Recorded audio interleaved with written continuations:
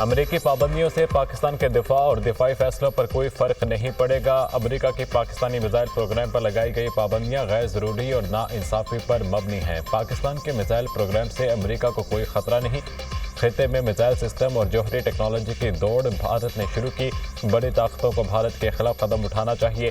पाकिस्तान की सिक्योरिटी का फैसला पाकिस्तानी कौम करेगी। पाकिस्तान पर माजी में भी बहुत सी पाबंदियां लगी, हमने अपनी सिक्योरिटी पर तवज्जो मरकूज रखी। तर्जुमान दफ्तर खारजा मुमताज़ जहरा का अमेरिका को दो टोक पैगाम।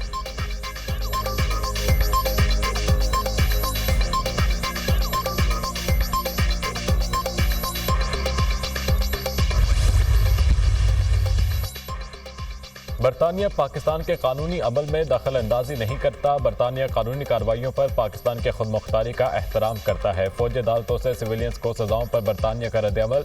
पाकिस्तान शहरी और सियासी हकूक़ के बैनुल-अक़वामी कन्वेंशन के तहत अपनी जिम्मेदारियों को निभाए। तर्जुमान बरतानवी वज़ीर ख़ारजा।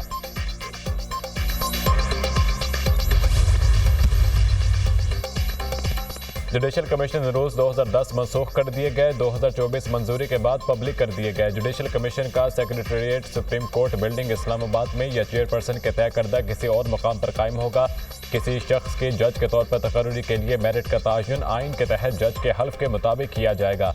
हाई कोर्ट्स में जजेस की तकर्रुरी के लिए नामजदगियों के आगाज और हतमी फैसले के दौरान वकला और अदालती अफसरान दोनों की मुनासिब नुमाइंदगी को यकीनी बनाया जाएगा। अदालती अफसरान के मामले में तयशुदा काबिलियत और मेयार के साथ साथ सीनियरिटी को भी मद्देनजर रखा जा सकता है।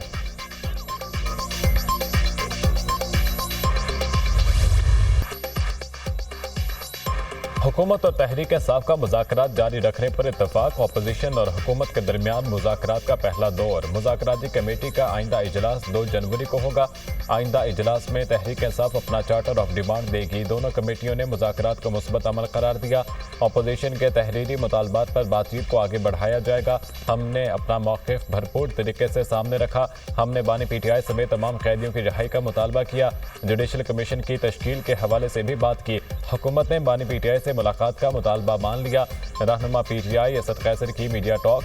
अपोजिशन लीडर उमर अयूब ने कहा, मुल्क में तब तक इस्तेहकाम नहीं आएगा जब तक आइन और कानून की बालादस्ती नहीं होगी। साबिक़ सदर आरिफ अलवी बोले, सियासत ही मुल्क को बचाएगी।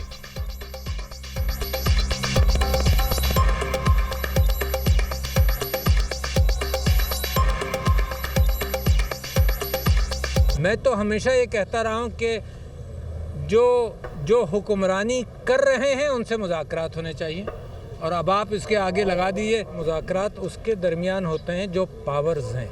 पावर इमरान खान है, 90% आवाम की पावर इमरान खान है, और जो हुकूमत के अंदर जो समझते हैं कि जिनके पास फैसला करने की गुंजाइश है उनके साथ मुज़ाकरात होने चाहिए। 2 तारीख को हमारी जो मीटिंग है वो 2 जनवरी को इंशाल्लाह मीटिंग होगी, और उसके बाद ये मुसलसल मीटिंग होगी। तो हमारे वर्कर्स जो इस वक्त जेलों में है उसके ऊपर भी हमने बात की। जुडिशल कमीशन सीनियर जो जजेस उसके मातहत जो है जुडिशल कमीशन। यकीनन हम बड़ी हद तक बाइख्तियार हैं और हम समझते हैं कि जो एतमाद हम पे किया गया है उस एतमाद पे हम भी पूरा उतरेंगे, और ज़ाहिर है कि हमारा अपनी क़यादत से रब्ता भी रहता है। जो यहाँ पेशरफ्त होगी वो उनके इल्म में आएगी। हमें अपनी हदूद का भी पता है कि हम किस हद तक जा सकते हैं, किस हद तक नहीं जा सकते। हमने इस तरह की कोई चीज़ उनके सामने नहीं रखी कि जी आप जो कुछ मान जाएंगे माजी के तजुर्बात के हवाले से खान साहब मानेंगे या नहीं मानेंगे, इस तरह की कोई बात हमारी तरफ से नहीं आई। असद कैसर ने ज़बानी मुतालबात में क़ब्ल अज़ वक्त इंतख़ाबात का मुतालबा नहीं किया। हुकूमत की मुज़ाकराती कमेटी बाइख्तियार है, एतमाद पर पूरा उतरेंगे। कमेटी का क़यादत से भी रब्ता है और अपनी हदूद का भी पता है।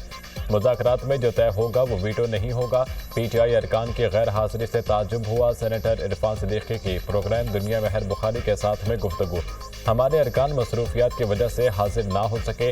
अब कमेटी नहीं चलेगा। 2 जनवरी के बाद बिला तातुल मुज़ाकरात होंगे। हुकूमत मुख्तदर हल्कों को एतमाद में लिए बगैर मुज़ाकरात में नहीं बैठ सकती थी। साहबजादा हामिद रजा।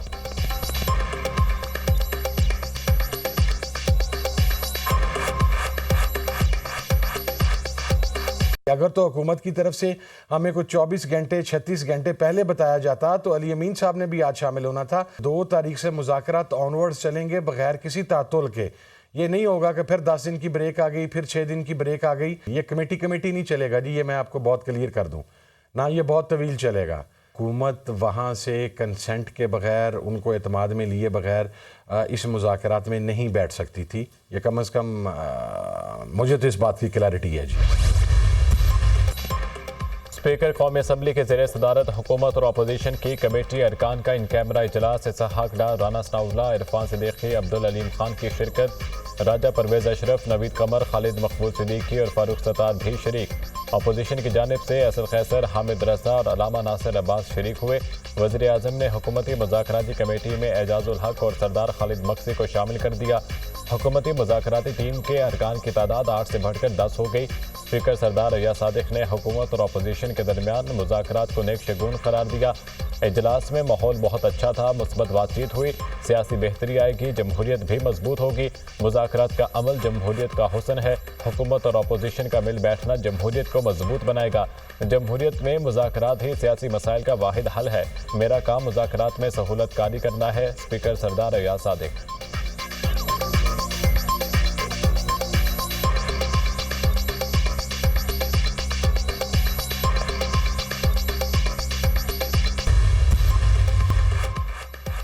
सदर ममलिकत और वज़ीर आज़म का मुल्की तरक्की के लिए मिलकर आगे बढ़ने के आज़म का यादा। ऐवान सदर में 2 बड़ों में अहम बैठक। सदर आसिफ अली जरदारी से वज़ीर आज़म शहबाज शरीफ की मुलाकात। मुल्की मजमूई सियासी, माशी और सिक्योरिटी सूरत हाल पर गुफ्तगू।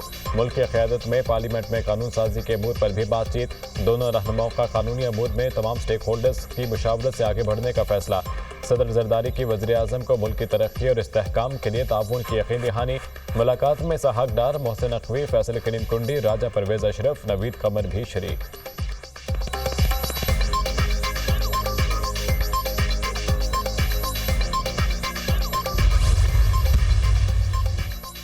मौलाना फजलुर रहमान से चौधरी शुजात हुसैन का टेलीफोनिक राब्ता, खैरियत दरियाफ्त की। चौधरी शुजात ने मदारिस बिल पर मौलाना के किरदार को सराहा। मामला फाहम तफहीम से हल करने पर खुशी का इजहार। खुशी है मौलाना फजलुर रहमान ने साजिशी अनासर को कामयाब नहीं होने दिया। चौधरी शुजात हुसैन की मदारिस मामले पर भरपूर साथ देने की यकीन दहानी।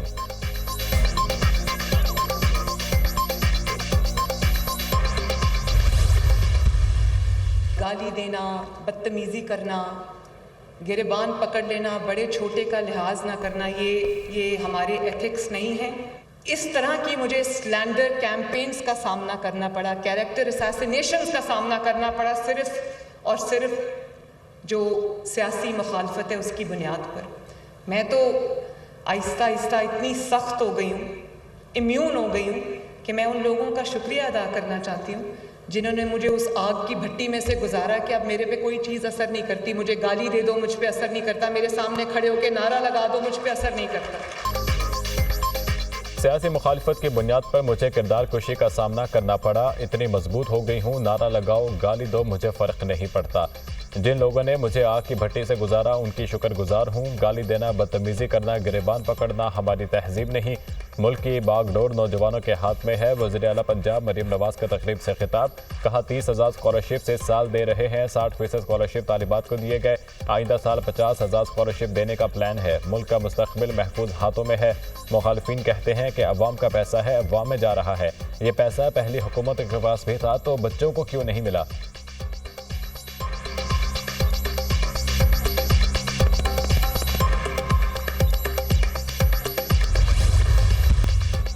190 मिलियन पाउंड केस का फैसला 6 जनवरी को सुनाया जाएगा। एहतसाब अदालत ने नई तारीख मुकर्रर कर दी। अदालती अमले ने तहरीक इंसाफ के वकील को आगाह कर दिया। अदालत ने दलाइल सुनने के बाद 18 दिसंबर को फैसला महफूज किया था। एहतसाब अदालत के जज नासिर जावेद राना ने आज फैसला सुनाने का ऐलान किया था। इंसाफ पर मबनी फैसला हुआ तो बानी PTI केस से डिस्चार्ज होंगे। Chairman PTI barrister Gauhar.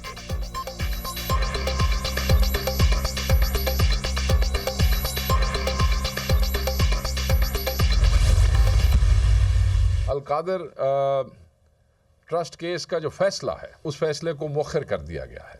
हम सिर्फ ये पूछना चाहते हैं कि फैसला क्यों मुअख्खर किया गया है, और मुझे समझ नहीं आ रही कि ये फैसला जो है वो कहाँ लिखा जा रहा है कि वो जो है इतनी मुश्किल पेश आ रही है कि जब फैसला सुनाया जाना था तो उसको मुअख्खर कर दिया गया है।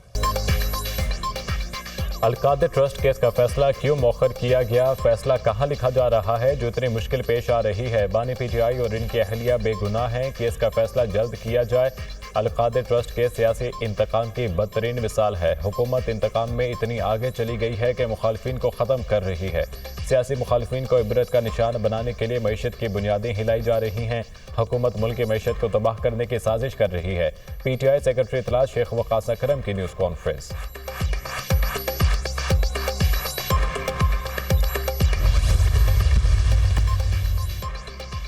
वज़ीर-ए-आज़म शहबाज शरीफ की ज़ेर सदारत वफाकी काबीना का इजलास आज होगा। इजलास में हुकूमती इदारों की राइट साइजिंग के दूसरे मरहले की सिफारिशात की मंजूरी दी जाएगी।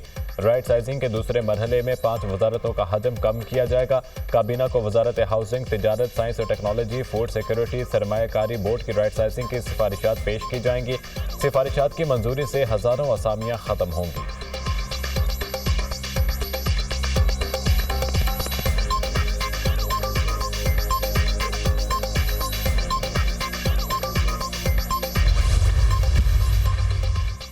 कुरम तक ज़मीनी राब्ते की बहाली के लिए स्पेशल पुलिस फोर्स के क़याम का फैसला। वज़ीर आला खैबर पख्तूनख्वा की ज़ेर सदारत सूबाई काबीना का इजलास।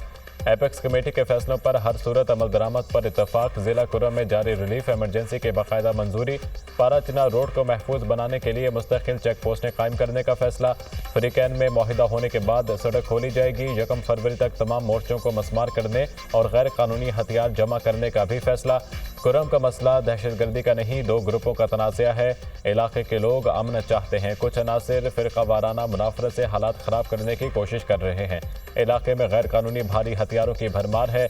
इतने भारी हथियार रखने और मोर्चे बनाने का कोई जवाज़ नहीं। तीजा और जानी खेल में ऑपरेशन का कोई फैसला नहीं हुआ। वज़ीर आला खैबर पख्तूनख्वा येमिन गंडापुर की गुफ्तगू। खैबर पख्तूनख्वा हुकूमत की कुरम में अमन व अमान बरकरार रखने के लिए विफाक से FC की तैनाती के लिए दरख्वास्त। पेशावर, कोहाट, बन्नू, DI खान, मालाकंड के लिए खसूसी बॉम्ब प्रूफ गाड़ियां खरीदने के लिए ग्रांट जारी। अमन व अमान को खराब करने वालों को दहशतगर्द करार दिया जाएगा। इजलास में फैसला।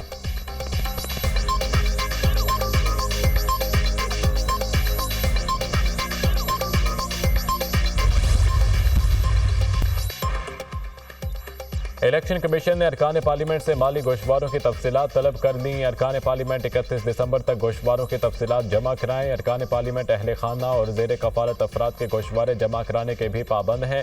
गोशवारे जमा ना कराने वाले अरकान की रुकनीत मुअत्तल कर दी जाएगी। Election commission.